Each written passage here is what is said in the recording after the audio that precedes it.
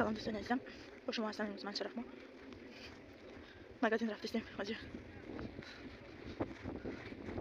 به حد خانه کباب همراه با یخ بندشتگی تپولش بو برف ستگی که آدم هم میپرده بسیار ده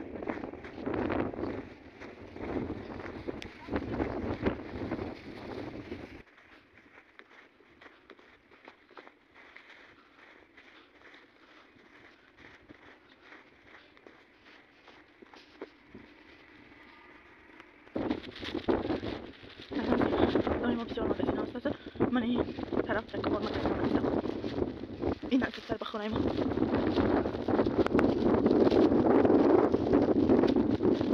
من در مسئله نکنم اینکه بالا است.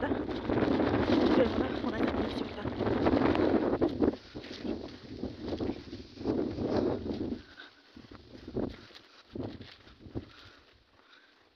پجنا خواهر جان عزیز، من در شرکت فابریک کار میکنم. کارگر شرکت فابریک هستم. این حال زبان دیرکتری را مختم کردم. برای همه زنهایی که خانه‌نشین هستند کار می‌جویند، می‌خواهند یک درآمد اضافی داشته باشند، محصولات‌های با کیفیت و سرتیفیکات حلال داشته استفاده برند. مرحمت در رقم‌های در روی اکران نویسین. من چنین زور است و شما می‌فهمانم کارو بر شما دستگیری می‌کنم. یک وقت بلند برآمدنتان دستگیری می‌کنم، یاردم می‌کنم برای پیشروی شما.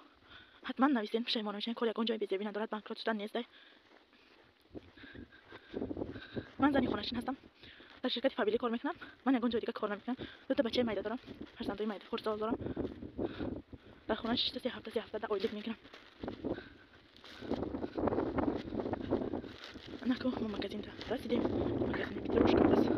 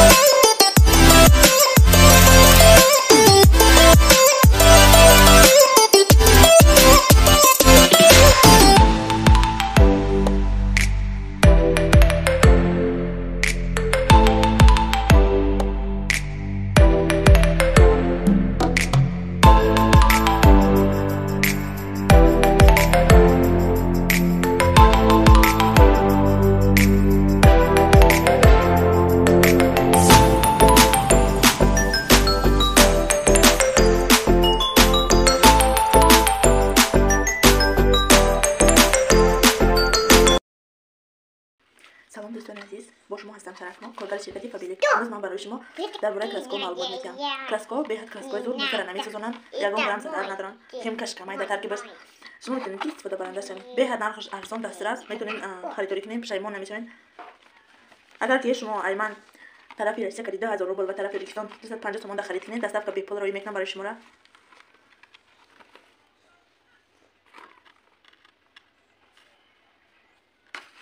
ارتکلش باشه 18 029 دوخی بهت دوخی زور بوی سلات که داره بهت بوی فصل خوشرو پشیمون نمیشوین. اینم زکاس کنین. بهت دوخی زور عروسکا با تیمبول زن مانو می دوخی را ناس میبینه با دپش برناتون بهت